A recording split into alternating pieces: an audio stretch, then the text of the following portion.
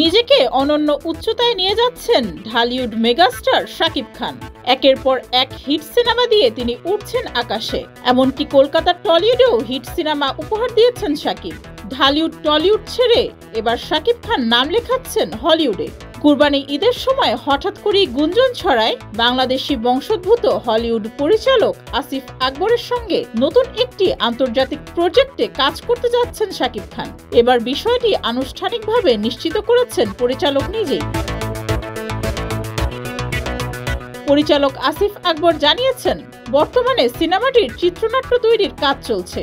শাকিব খানকে সিনেমার কেন্দ্রীয় চরিত্রে চূড়ান্ত করা হয়েছে। শাকিবের বিপরীতে থাকবেন দুইজন অভিনেত্রী, একজন বাংলাদেশি, অন্যজন হলিউড থেকে নেওয়া হবে। পাশাপাশি সিনেমার ভিলেন চরিত্রেও থাকবেন হলিউডের পরিচিত কোনো মুখ। জানা গেছে, আগামী মাসের শুরুতেই শাকিব খান যুক্তরাষ্ট্রে যাবেন সিনেমার চূড়ান্ত প্রস্তুতির জন্য। সবকিছু পরিকল্পনা অনুযায়ী এগোলে এটি হবে শাকিব খানের প্রথম হলিউড সিনেমা।